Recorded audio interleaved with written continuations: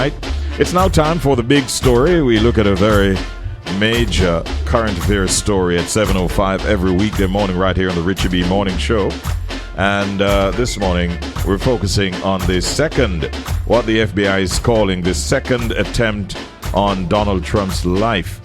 And we're going to be introducing our guest in a moment from now. But just to tell you that an investigation has begun into the second attempted assassination of Donald Trump after a man identified as Ryan Wesley Routh was arrested for allegedly hiding with an assault-style rifle near Trump's golf course in West Palm Beach in Florida. Trump, who was unharmed, had previously been grazed by a bullet during an attack at one of his rallies in Pennsylvania some 2 months ago. The incident highlights rising tensions in the presidential campaign, with polls indicating a tight finish on November 5. This morning, once again, we benefit from the wisdom of Professor Basil Wilson, retired Provost of John Jay College of Criminal Justice out of New York City, who is our guest in the big story. Good morning and welcome, Professor. How are you doing today? Good morning, Richie D. I'm doing well. Thank you so much for joining us once again on this major story, a developing story that we're looking at even more keenly with you on with us right now. What do you think this second attack, as the FBI is putting it, on Donald Trump, so to speak, what is it telling us, Professor? It is telling us that the United States politically is becoming a tinderbox. There is no question that the discourse has become quite coarse and that there is just too much guns, that the country is awash with high-powered rifles, and it is in fact taxing and stretching the resources of the Secret Service.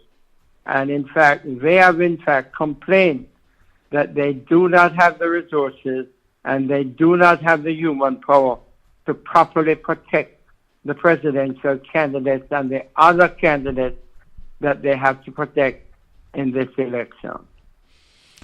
The gentleman that's under arrest now, Mr. Ryan Routh, does he have any known links with, say, the Democratic Party, to the best of your knowledge? No, Mr. Routh, who supported Trump in 2016, became disillusioned by 2020. He seemed to have spent a lot of his time supporting the war in the Ukraine. He, in fact, has visited the Ukraine. He wanted to participate in the war, but he did not have any military experience, and they did not accept him as a fighter. But I think he made some attempts to recruit people to the Ukraine, especially people who were fighting in Afghanistan. Mm-hmm. But he's really a lone wolf, has had a really sorted background for most of his life.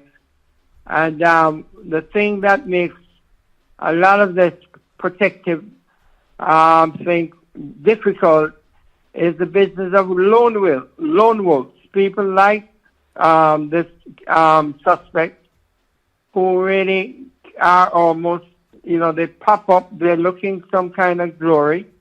I mean, apparently he was hiding in the bushes for about 12 hours before Trump really came on the golf course.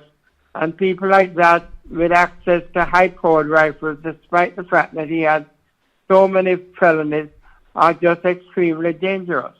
Mm-hmm. How do you think this incident will affect the presidential campaign's tone and trajectory going forward? Well, J.D. Vance yesterday, Mr. Trump's vice president, made the outrageous statement that it is, in fact, the Democrats who are responsible. And he promised to tone down his rhetoric. But J.D. Vance and, in fact, Donald Trump, in fact, concocted a crisis which had turned the Haitian community in Springfield, Ohio, into a state of siege where they've had to cancel classes, colleges have had to cancel courses, and the governor has had to send down state troopers because of the increased levels of threat that have been imposed on that community. And in fact, they are the ones who concocted the crisis and in fact are responsible for the sordid state that presently exists in Springfield, Ohio. Wow. The big question that I want to ask in the big story is, could this incident influence in any way whatsoever the outcome of the presidential election? Well, I mean, when we had the previous assassination attempt in Pennsylvania, which you mentioned in your opening statement, yeah, we didn't see any movement in the polls in terms of that. One of the things that we have seen so far with the polls is that most people have already made up their minds. And even despite the debate that Trump really did perform so poorly, there's not been a dramatic change in the polls as such. One of the things that we have seen in some states, like Iowa, where there has been a tremendous closing of the race. I mean, it's now 47-43, whereas when Biden was the top gun for the Democratic Party, Trump was leading him by 18 points. We have also seen the closing of the race in places like Florida, which is down to about 5 points, and also in Texas.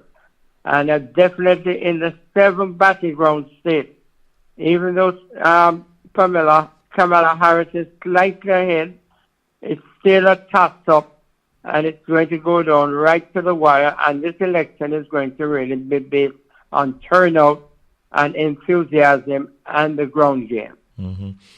Professor, what are your thoughts on the reactions from both President Biden and Vice President Kamala Harris to this incident? Are you satisfied with their response? Well, they have been categorical in denouncing any form of political violence. It is detrimental to the body politic. One of the things that has been amiss in terms of the whole political system is the questioning of the legitimacy of the voting process. I mean, in any kind of democratic society, what becomes terribly important is the business of legitimacy, even in terms of our own Jamaican system. Until we got the Electoral Commission that was independent of politicians, people were questioning the legitimacy of elections. We have had very close elections in recent years, and nobody questions the legitimacy of the election. One of the things that has come up in the United States from 2016 to 2020 and has also been raised in 2024 is the legitimacy of the voting process.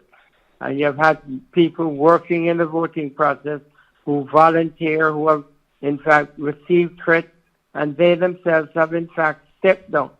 So what we really need is in fact maybe a coming together of both political parties in a cooling down manner in order to make certain that we can have elections in which people can be confident that the voting process takes place clearly and there is no concern with the legitimacy of the results. Mm-hmm. You have in fact touched on my last question, which would have been, how can these politicians and leaders promote national unity amidst rising tensions and violence that we see popping up its ugly head from time to time?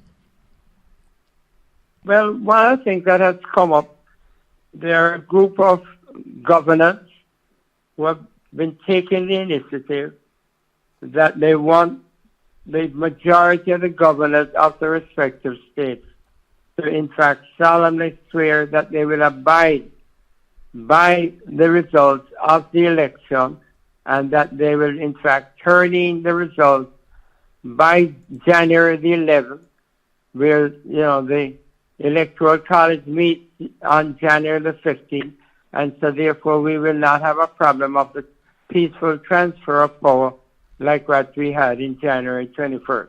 Mm-hmm. So the media has a role to play. Elders, elected officials have a role to play. And in fact, the governors, as well as senators and congressmen, is also an initiative by members of the Congress, to make a commitment that they will swear to, accept the results of the election rather than to, question it and, create the atmosphere where violence could, break out. Mm-hmm, mm-hmm. Professor Basil Wilson, as always, we thank you for coming on and helping us to dissect this issue and giving us your thoughts as per usual. We appreciate it, and we wish you a great day today. Thank you so much. Thank you, Richard. Thank you. All right, have a good one. Always a pleasure to speak with this gentleman, Professor Basil Wilson.